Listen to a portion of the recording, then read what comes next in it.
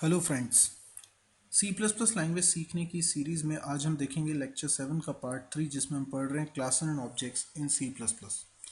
हम आज कुछ टेक्निकल टर्मिनोलॉजीज़ के बारे में समझेंगे क्लास एंड ऑब्जेक्ट्स के रिस्पेक्ट में। हमने पिछले पार्ट 1 और पार्ट 2 में क्लास कैसे बनाते हैं और क्लास के अंदर ऐसा फंक्शन कैसे बनाते हैं जिसमें ऑब्जेक्ट पास कर रहे हों और ऑब्जेक्ट रिटर्न कर रहे हों, ये सब सीखा था। टेक्निकल जार्गन्स की बात करें तो what is class? Class is a description of an object, यानी ऑब्जेक्ट कैसा होगा ये क्लास के द्वारा पता चलता है। जैसे कि हमने अभी प्रोग्राम बनाया था कॉम्प्लेक्स नंबर का, तो ये जो कॉम्प्लेक्स नंबर क्लास के अंदर हमने मेंबर फंक्शंस और मेंबर वेरिएबल्स बनाए हैं, इससे पता चल रहा है, इस डिस्क्रिप्शन से पता चल रहा है कि C1 कैसा होगा, C2 कैसा होगा, C3 कैसा होगा। C1 के अंदर हम कहेंगे कि दो वेरिएबल्स होंगे A और B, और ये किस आधार पे कह रहे हैं? क्लास के आधार पे। इसलिए हम बोल रहे हैं class is a description of an object. Object is an instance of a class. Object instance, instance मतलब होता है एग्जाम्पल। तो ऑब्जेक्ट क्लास का एक एग्जाम्पल। मैं कहूँगा कि कॉम्प्लेक्स नंबर क्या होता है? कॉम्प्लेक्स नंबर वो होता है जिसमें दो वेरिएबल्स होते हैं ए और बी। वो होता है जिसके अंदर कुछ फंक्शंस होते हैं, set data, show data and add. ये होता है मेरी नज़र में कॉम्प्लेक्स नंबर। आप कहते हैं कि इसका एग्जाम्पल बताइए, तो मैं कहता हूँ C1 इसका एक एग्जाम्पल है, C2 इसका एक एग्जाम्पल है, C3 इसका एक एग्जाम्पल है। तो इसलिए हम कहते हैं C1, C2, C3 are instances of class complex. तो इंस्टेंस और ऑब्जेक्ट एक ही बात। अब समझिए कि जो फंक्शंस हमने क्लास के अंदर बनाए हैं और जो वेरिएबल्स हमने क्लास के अंदर बनाए हैं उनको क्या कहते हैं? जो वेरिएबल्स हमने क्लास के अंदर बनाए हैं दैट इज ए और बी। इन अगर मैं पूछूं ए और बी किसके, तो आप ये मत बोलिएगा कि कॉम्प्लेक्स क्लास के, क्योंकि ये दोनों क्लास वेरिएबल नहीं है। क्लास वेरिएबल हम किसी और को बोलते हैं जो हम आगे के लेक्चर में देखेंगे। ये दोनों वेरिएबल्स कहलाते हैं इंस्टेंस मेंबर वेरिएबल। अच्छा, नाम से समझिए, इंस्टेंस के वेरिएबल यानी ऑब्जेक्ट के वेरिएबल। ऑब्जेक्ट ना बने तो क्या ए और बी बनेंगे? नहीं बनेंगे, क्योंकि ए और बी वेरिएबल को मेमोरी तब मिलेगी जब C1 बनेगा, C2 बनेगा, C3 बनेगा। C1 के अंदर ए और बी अलग होंगे, C2 के अंदर अलग होंगे और C3 के अंदर अलग होंगे। इसलिए इनको इंस्टेंस मेंबर वेरिएबल कहा जा रहा है, हर इंस्टेंस के लिए अलग अलग। इसी तरीके से जो फंक्शंस हमने बनाए हैं ये कहलाते हैं इंस्टेंस मेंबर फंक्शंस, जो मैंने क्लास की बॉडी के अंदर डिफाइन करे हैं। हालांकि इसको बाहर भी डिफाइन कर सकते हैं, हमने सीखा था मेंबरशिप लेबल लगाकर, तब भी वो मेंबर फंक्शन कहला रहे हैं, instance member function. Basically member function भी दो तरह के हो सकते हैं, इंस्टेंस मेंबर फंक्शन और क्लास मेंबर फंक्शन।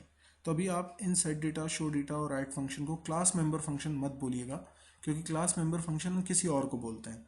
ये तीनों तो यहाँ पर कहलाएंगे इंस्टेंस मेंबर फंक्शन। ऐसा इसलिए कि अगर इंस्टेंस ही ना हो तो ये किस पर एक्शन परफॉर्म करेंगे?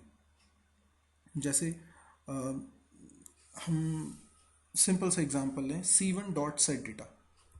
C1 डॉट सेट डेटा का मतलब है C1 के लिए सेट करो डेटा 3 4, यानी C1 में जो ए और बी है उसके अंदर वैल्यूज पहुंचाओ 3 4। अब C1 डॉट ना लगाऊं, सीधे सेट डेटा को कॉल करूं, तो इसका तो कोई मीनिंग ही नहीं है, क्योंकि 3 4 किस में जाएगा? अब सेट डेटा फंक्शन के अंदर अगर ए और बी लिखे हैं तो ये तो पता चल नहीं रहा कि ए और बी किस ऑब्जेक्ट के हैं, लेकिन क्योंकि सेट डेटा फंक्शन को C1 कॉल कर रहा है तो ए और बी C1 के हैं। यदि सेट डेटा फंक्शन को C2 कॉल करेगा तो ए और बी C2 के हो जाएंगे। जैसा कि नीचे हम दो लाइंस में लिख रहे हैं, पहले हम C1 के द्वारा सेट डेटा को कॉल कर रहे हैं, उसके बाद C2 के द्वारा सेट डेटा को कॉल कर रहे हैं। इसका मतलब पहली बार जब सेट डेटा फंक्शन चला तो सेट डेटा फंक्शन के अंदर जो ए और बी हैं वो C1 के हैं, और दूसरी बार जब सेट डेटा फंक्शन चला तो सेट डेटा के अंदर ए और बी C2 के माने जाएंगे, यानी जो भी कॉलर ऑब्जेक्ट है उसके माने जाएंगे। तो ये फंक्शंस ए और बी को एक्सेस कर रहे हैं, यानी इंस्टेंस मेंबर वेरिएबल्स को एक्सेस कर रहे हैं। तो ऐसे फंक्शंस को भी हम इंस्टेंस मेंबर फंक्शन ही बोलेंगे, क्योंकि ये बिना इंस्टेंस के यानी बिना ऑब्जेक्ट के एक्सेस नहीं हो सकते। तो ये बड़ी साधारण सी प्रॉपर्टी है, लेकिन इसको बहुत अच्छे से याद रखना है। दूसरा, हम पहले भी अपने लेक्चर में किसी लेक्चर में हम डिस्कस कर चुके हैं, ऑब्जेक्ट की स्टेट उसके मेथड्स के द्वारा ही चेंज होनी चाहिए। तो ये उसका बड़ा इंपॉर्टेंट कॉन्सेप्ट है, जिसमें ये कहा जा रहा है कि C1 की स्टेट, स्टेट मतलब क्या होता है? किसी भी ऑब्जेक्ट के इंस्टेंस मेंबर वेरिएबल की वैल्यूज के कलेक्शन को स्टेट बोला जाता है। आई रिपीट, किसी भी ऑब्जेक्ट की स्टेट का मतलब उस ऑब्जेक्ट के मेंबर वेरिएबल्स की वैल्यूज का कलेक्शन।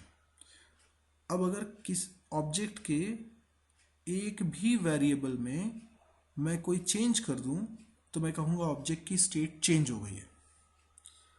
अब ऊप्स ये कहती है कि ऑब्जेक्ट की स्टेट तभी चेंज होनी चाहिए जब हम ऑब्जेक्ट के किसी फंक्शन को कॉल करें, उससे पहले चेंज नहीं होनी चाहिए। इसीलिए मैं c1 डॉट ए लिखकर वैल्यू असाइन नहीं कर पा रहा हूँ। मैंने ए और बी वेरिएबल को प्राइवेट क्यों बनाया? ताकि कोई ऑब्जेक्ट की स्टेट को डायरेक्टली चेंज ना कर सके, जबकि फंक्शंस पब्लिक बनाए, क्योंकि मैं चाहता हूँ कि ए और बी की वैल्यू अगर चेंज करनी है, सेट करनी है, तो सेट डेटा फंक्शन को कॉल किया जाए। तो इंस्टेंस मेंबर फंक्शन के द्वारा ही ऑब्जेक्ट की स्टेट चेंज हो सके। ऑब्जेक्ट के जितने भी मेंबर फंक्शंस हैं, इंस्टेंस मेंबर फंक्शन हैं, इनको कलेक्टिवली हम ऑब्जेक्ट का बिहेवियर कहते हैं। यानी ऑब्जेक्ट क्या क्या कर सकता है, कैसे कैसे परफॉर्म कर सकता है एक्शन। तो उसका एक बिहेवियर है सेट डेटा, एक बिहेवियर है शो डेटा, एक बिहेवियर है ऐड, इस तरीके से। तो ये हुई इंस्टेंस मेंबर वेरिएबल क्या है और इंस्टेंस मेंबर फंक्शन क्या है। इन इंस्टेंस मेंबर वेरिएबल को और भी कई नामों से जाना जाता है। कई बार हमें एट्रीब्यूट्स बोलते हैं, डेटा मेंबर्स बोलते हैं, फील्ड्स बोलते हैं, प्रॉपर्टीज़ बोलते हैं। इंस्टेंस मेंबर फंक्शन को भी कई बार हम मेथड्स, प्रोसीजर, एक्शंस, ऑपरेशंस या सर्विसेज भी बोलते हैं। यदि आपको आज का वीडियो पसंद आया हो, कॉन्सेप्ट समझ में आए हो, तो आप इस वीडियो को लाइक करिए। अपने सजेशंस भी आप कमेंट में दे सकते हैं।